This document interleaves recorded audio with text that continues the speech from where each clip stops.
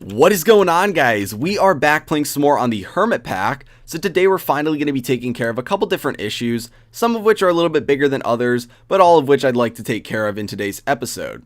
So the biggest issue is the fact that we are running a little bit low on gold. Some of the recent crafting that we've been doing has led to a shortage of diamonds and gold, but obviously last episode we took care of all the diamonds. As you can see, we already have 8,000 diamonds, and if you look at all the other stuff, I don't know if you'd remember the numbers from previous episodes, but we haven't been on here that long. We've maybe gotten like 2,000, 3,000 gunpowder, and in that time we've gotten 8,000 diamonds. So it's a pretty insane rate that we're getting them at now. Diamonds will never be an issue anymore. It's actually a little bit absurd in my opinion, but we are only sitting at 400 gold, not even 400.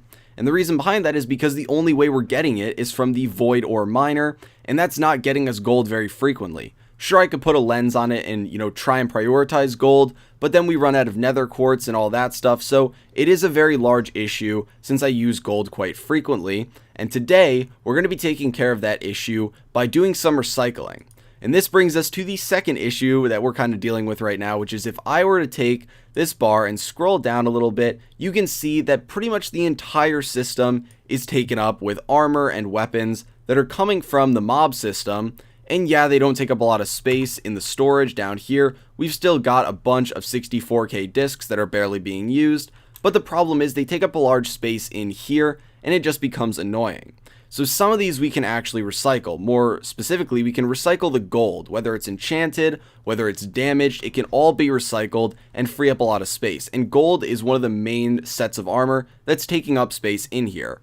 So what we're going to do today is something a little bit different. I've never really done it before, but we're going to work on combining all the different pieces of gold gear that we have. We're going to craft those into brand new pieces, whether they're, fully enchanted, and they have no durability loss on them when we get them, or if we get them and they're, some random 44 out of 112 durability, we're going to combine all of them together to be fresh pieces of gear, and then those are going to go in a tinker's smeltery. They're going to get turned into the liquid gold that is going to go and either be turned into blocks of gold, gold ingots, whatever, and then it'll get pulled back into the system.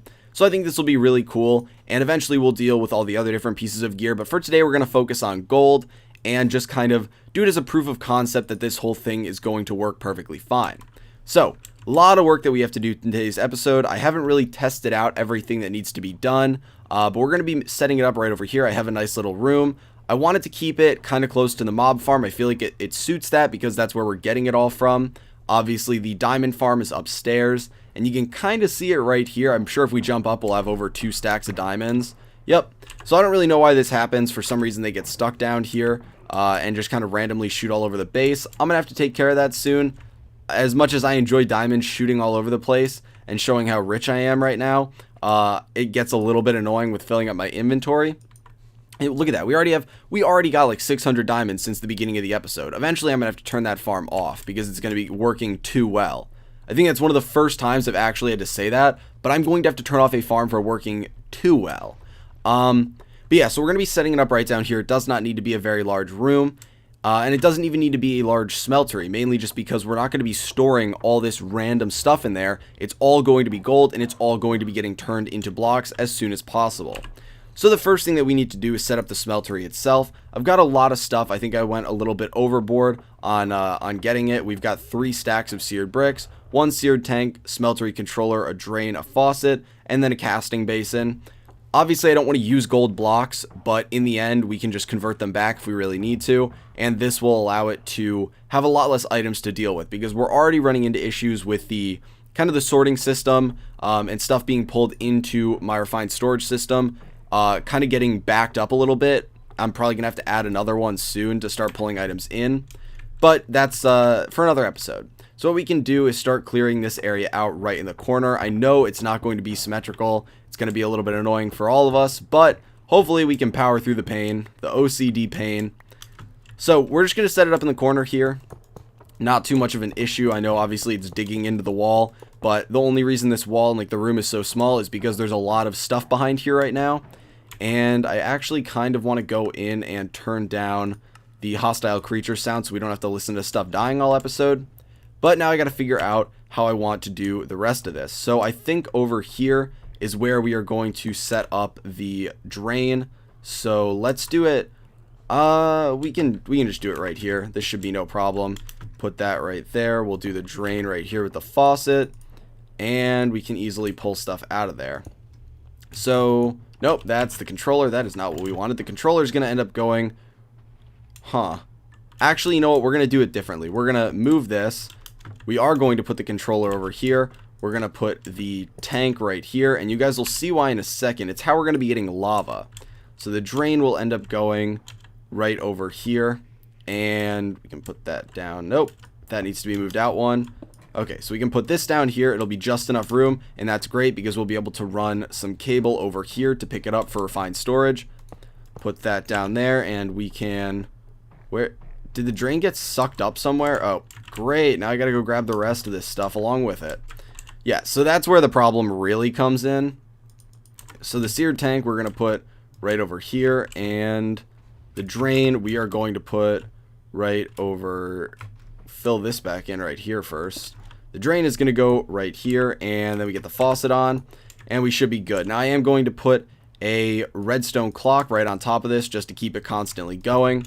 If you don't know, you can use a bunch of different things, but you can use a redstone clock, and I don't know why this isn't spinning. I might need to put I think I need to put a lever on it and flip it. So that'll be an easy on off switch. I'll go grab that right now. You can use a lot of different redstone clocks. I've always used that one. It's really cheap to make. So I stick with it, but pretty much anything that's going to set off redstone pulses to it should be fine. So I think we need to just put the lever on that and flip it. Yeah, to turn it on and off. Okay, awesome. So that should be on right now. I think it's just the animations are turned off with Optifine. This would normally be spinning around, but what that should do is anytime we get gold in here, it's going to pretty much trigger the faucet to put stuff out into the basin. So what we need to do now, and I guess we can expand this up one if we really wanted to. I don't think it's a necessity, but if we're going to have a lot of gear what? I just placed that back down. If we're going to have a lot of gear coming in here, we might as well. There's nothing else that's going to be going here. So we can just fill this up, and then we can verify, yes, everything is good. So now the issue we run into, and the first problem, is going to be getting lava in here. Because it doesn't matter if we put gear in here. If we've got no lava, it's not going to run. So I'm going to take a slightly different approach to getting lava this time, and that's going to be using the Lava Factory controller from Actually Additions. What this is going to allow us to do is pretty much spend, I believe it's 150,000 RF, and we get a block of lava. And it sets itself up a little bit weird, so we're going to put it in, I guess we can just put it in this corner right over here, and I'll end up putting RF exciters on it to get all the power to this. So we can put down, we'll go down even further, and then we can break this block here and do the exciter. So the controller isn't part of the right multi-block. Look at the controller's description. It's got a very large internal buffer, but we don't need that many upgrades in this just because it doesn't need to get power that fast. So let's put in, we can shift right click 10 in there. So that should be way faster than we actually even need. It's going to end up getting itself backed up. Right there is a block of lava. We're not going to be burning through it that fast, so I'm not going to use a ton of these. What we need to do now is put down casings, and it's kind of an odd multi-block structure. I need to make sure I don't actually step in the lava when I finish putting this down. But the last block is going to go right here, and then lava will be generated right there. And what we need to do then is take the fluid collector and get it put down in the correct orientation above this. So we can put it like that. I think that should collect the fluid. I think it's going to collect it on that side. Yeah, I think it should. If we go upstairs, we should be able to see, because I can't remember working with this. So, yeah, so it's going to pick it up on that side right there. And we'll just have it always collecting. So it really should be good the minute we end up putting this casing down. So, let's see. Okay, well now I'm curious if it generated any lava in there, because this should technically have collected it. It's on redstone mode deactivation, so I think that means that redstone will deactivate it. It should always be running. Let me grab a torch just so that we can check. Do I have a redstone torch? I do not even have one crafted in here. Okay, so we got the redstone torch. We can come back over here and verify. I feel like it should be generating lava right now. So now it's on pulse. Okay, there we go. So now it's always going to be pulsing, I believe, and collecting stuff. And what we need to do now is take these pressurized fluid conduits. Regular fluid conduits should work, but they won't completely empty themselves, so we're going to use the pressurized ones. and I believe we should just be able to pump this directly over into there, and boom, now we've got 2 buckets of lava. This whole system should be good to go, and we'll be able to see the rate at which we are getting the lava. It shouldn't be really fast. We can control it if it gets excessive and save ourselves some of the exciter upgrades. They're not the cheapest thing in the world, but we will be able to see that. It should sit at 2 buckets, and we'll see whenever we get 3. I feel like it should have another one by now. Is it not on the proper one? Huh. Maybe I'll end up having to set a redstone clock for this too. It seems like switching the modes is what triggers it. Wow, someone just slammed a door. But it seems like switching the modes is what triggers it. Oh, okay, no. So this seems like the right mode. I guess something must have just been wrong before. But now we're getting lava in here. We're not going to use it that fast. But we just needed to get some way to generate lava. And I don't really feel like using a pump right now. So I decided we'd give this one a go. It seems like it's already started to back up. And then this will fill up and we'll be nice and good. But now we need to get the gear over here. And it needs to start going in this side right here. It's not going to be the prettiest thing to get over here, but we're going to be pulling it over from the refined storage system, and I'm going to be trying to use importers and exporters. We have an import, yeah, we have both right here. So we're going to use the exporter first, and I'm going to try and just kind of like drag it under. So it's going to be going in here. We can do all the filtering in a little bit. I don't know if we have enough cables. We might need more, but we should be pulling it over from right here. And I think the best way to do it would be to drag it over here and then over, and then we're eventually going to drag it over here too so that we can collect the stuff. And because I don't feel like covering it up, we're going to go down one. This needs to get placed back here since we're not going that way, and we can just bring it right over here. And it's going to look a little bit gross at some of these points, but I can take care of that later with chisel and bits or something. So we can do this, and awesome. So we'll have to see very little of this, and we might need a little bit more now that we have to use so much of it, but we can bring it up here and we can start putting stuff in here to be filtered. And then over here,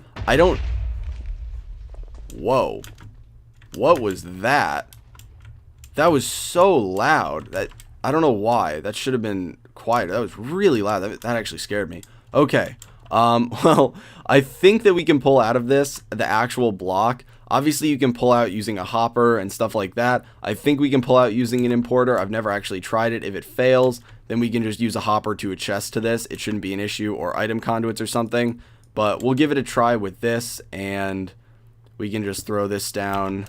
I guess we got to angle ourselves correctly for this. So we're going to pull it out from there, and let's get this stuff back out.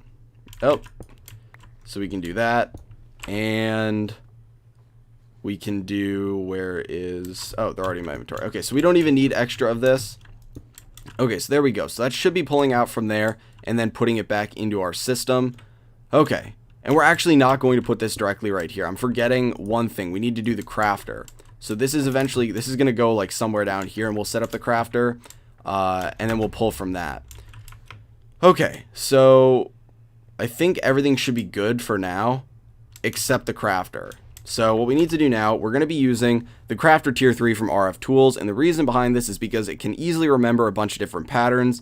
If we ever want to put something else in here and have it cooked down, we can use it. I believe this one knows it's either 8 or 9, 8 recipes at once, and we can infuse it eventually. I'm not really going to go around and infuse a bunch of machines right now, but we can infuse it to reduce power consumption, and it only uses power per craft, so it's perfectly fine. So what we're going to do, and I guess we can actually put this up here and pull from it, so we can actually access the crafter. We're going to go like this. If you've never used the crafter before, it's a pretty simple block to use. Now the problem just becomes that I need to put on an RF exciter, and I don't... Maybe it would be better to just leave it underground. It kind of sucks that I can't access it, but we need to put an RF exciter on here, and that takes up a block space. So I'd have to end up covering up one of these eventually. You know what? We're going to do this. Watch this right here. Watch this ingenuity right here. We're going to put this down right over here.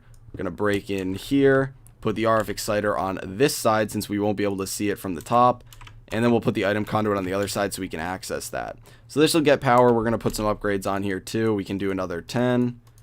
10 seems like a solid number to put on all these. It'll never use power that fast. That was honestly really excessive, but we might as well.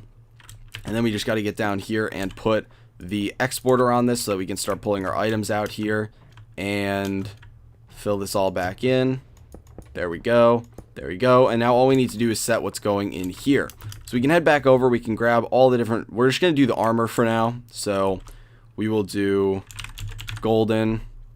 So we'll get a pair of boots, helmet, legs, and chest plate. Doesn't matter the durability at all, or at least it shouldn't. Doesn't matter the enchants or anything. So what we'll do, and we can start filling this stuff back in right now. I forget. So this should go there like that. I guess we can just fill this in right here with random sandstone because we're not going to really need to see it. That. Fill this in to an extent. And where is that? There we go. Okay. So now what we need to do is just set this filter. It'll start pulling them out. And it's going to get really backed up at first because we've got a lot in the system. So I guess we should set this portion first so that it can immediately start crafting. So we can set the mode to fast. Doesn't really matter. Don't care about redstone control. So we're going to start setting the recipes, and we'll do 2 golden boots together, make this. And the durability doesn't matter, or at least it shouldn't. And we can do apply. We can go and then we can do the helmets like that. Apply. The legs. It's a little bit awkward. I tested this out, and I think it should work fine with the durability and enchants. As long as they're getting put in here, it'll read them as the same. We don't need to forget the remembered layout, remember the current items. Yeah, so that doesn't matter right there. Now what matters here is all the items in input slots are consumed. That's fine. Because in here, if you think about it, the main problem would be if you needed at least 2 of everything, but for some reason this could fill up and not have any doubles, because then it wouldn't be able to craft anything and it would get backed up. That's not an issue because we'll never run into that since we're only going to have 4 different things. So if there were less than 8 slots, that would be an issue, but it isn't actually right now. So we want it to consume everything it can, and the results of the crafting operation will go into the output buffer. So then what we can do with this is come over and start putting it in here. And now this is where stuff gets crucial. So this is going to be on in and out right here, and this is going to be on insert. So this one is going to get inserted, and we can throw in I don't think we can do this with a regular filter, so we can throw in an advanced filter, and we can say that for the damage, this is not damaged. So this will guarantee that stuff that is not damaged is the only stuff that can enter here. And then over here, we don't really need to filter stuff a ton, but we can go to the extract, and we can set it to self-feed enabled. So what that means is if we go in here, everything that's crafted gets put into the output buffer. So let's say we do 2 boots together and they aren't fully repaired. Well, they are going to get pulled out because they'll be in the output buffer, but then they'll get reinserted to be used again for crafting. So it essentially makes it a cycle until finally it's fully repaired, and then that gets sucked out, and then that gets put in here. So what we can do over here is we can say, if we really wanted to, I don't think it really matters. If we were to set this priority higher, I think we could get away with it. So we can try that first. So if we do the insert priority of 1 over here, it should try and insert them here first instead of putting them back in here. If we run into any issue, we could really do this and just put an advanced item filter in here and say that damaged are the only ones that can come back in here.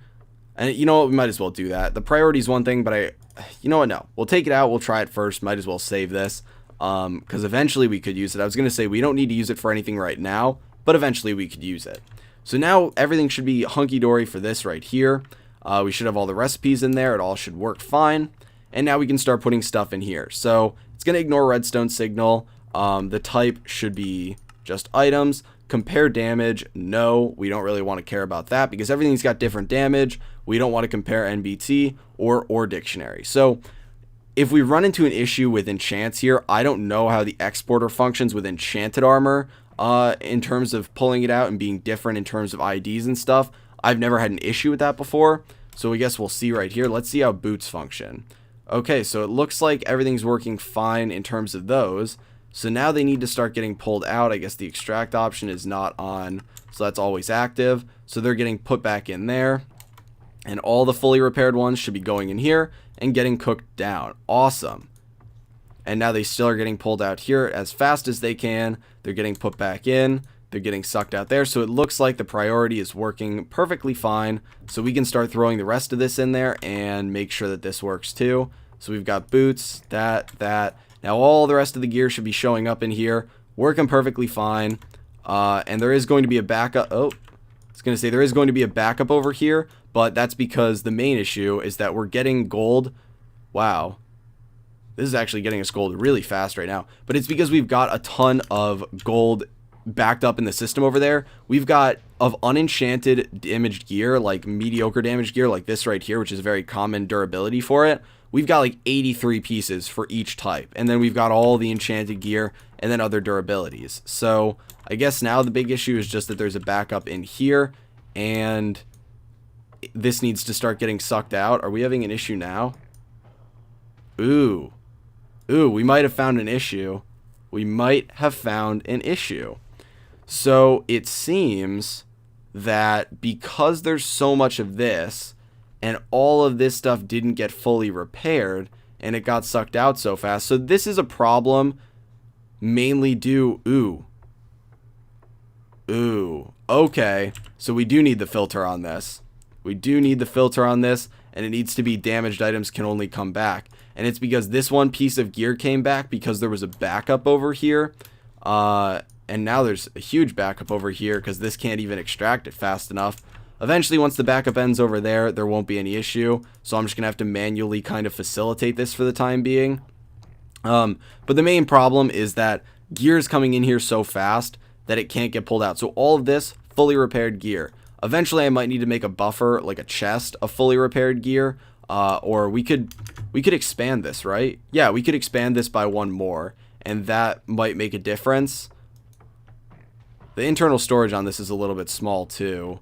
But we could probably, yeah, we should be able to expand this right now and have no issue. So let's get all this broken. And great, I'm picking up all the stuff from upstairs again. All the diamonds. Soon we're going to start having an issue with gold now too at the rate that we're getting it. But I'm really happy though. I mean, when you start running into issues where you're having to turn stuff off because it's too effective, that's not really that much of an issue. It's kind of creating your own problem. Okay, so we should be good on this. I'm interested in seeing... Yeah, so this should be backed up now.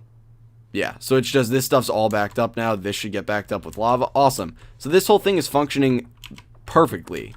Actually perfectly right now. I'm sure there'll be other issues that we run into with the buffer over here. That was not a one-time thing. It was a little bit odd, but it was not a one-time thing at all. So... if there was another issue, what we could do is essentially set two different things. So we could put a chest right here connected to these conduits and then say everything gets sucked out of this and put in there no matter what. And then it gets sucked out of there and put into one of these two. And that would just make an extra buffer for this setup, which would be interesting, but not really needed. It just seems like this needs to run faster, and we might need to have like end up adding more drains to this. That would be a huge thing because this just can't go fast enough at this point. But what I want to do now is I want to come over and I want to check out how the actual system over here is going in terms of gold. So let's see. So we've already got 7 gold blocks, and I want to look at the gear. Eventually, this stuff is all going to get filtered out, but the big one is going to be this stuff right here. We had like 83 of these. We had a fair bit of the helmets, so we should be seeing these numbers start going down, but... we can also probably go through and add another, do we have another importer in here? Oh, I'm searching the wrong one.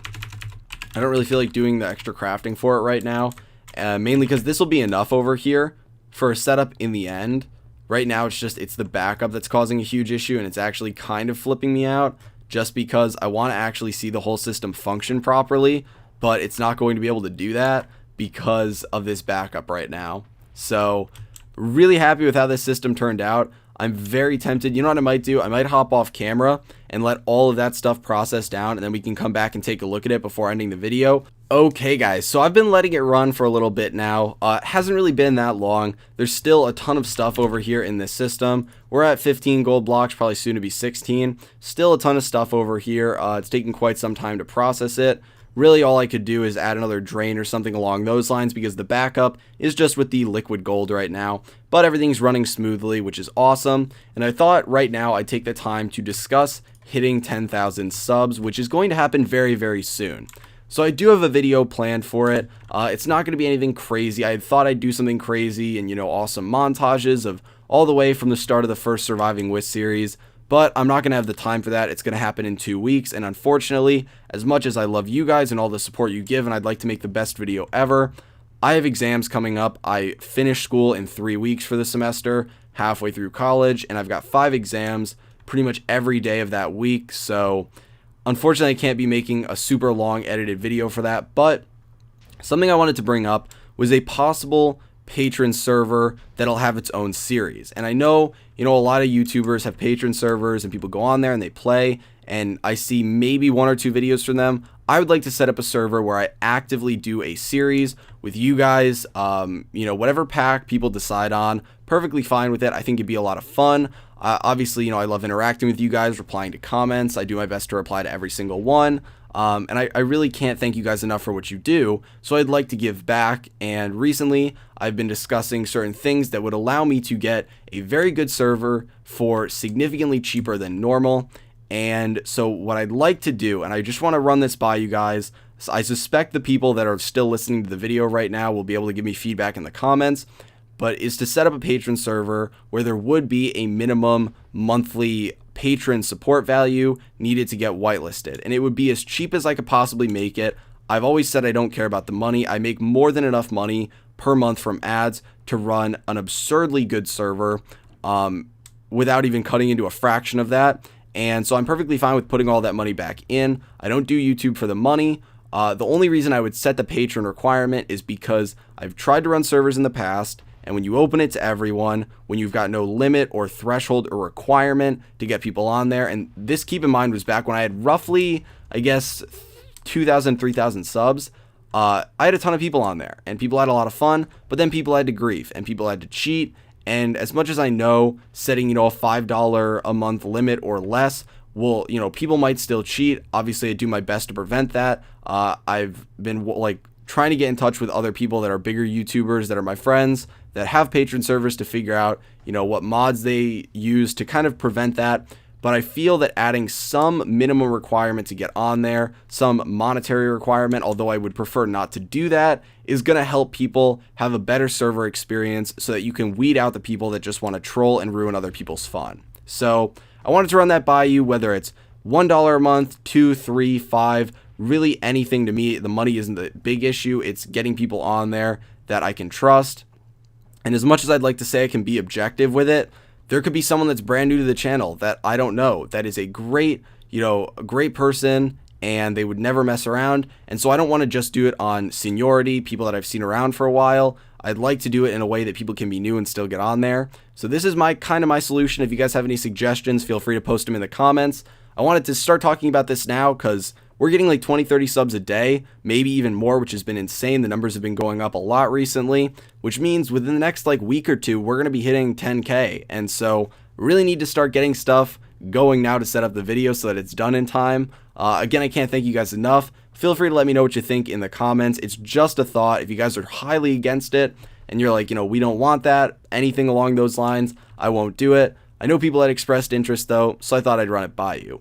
But that's going to be it for today, guys. I know I rambled for a while there at the end. Everything should be running smoothly with the system still. Oh, great. It looks like there was another backup here while we're getting done with all the stuff.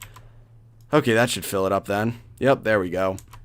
Alright, so I'll definitely have to add the chest to this side. As you can see, sometimes we don't run into a backup issue with this, but sometimes we also do. So eventually I'll fix that off camera. I don't really feel like doing it right now because it's going to take a little bit of messing around here. But hopefully you enjoyed the video. If you found it entertaining or informative in any way, please feel free to give it a like, as it does help me out a lot. Remember to post what you think about the 10K sub idea in chat, or in the comments, I guess, and I will talk to you guys later.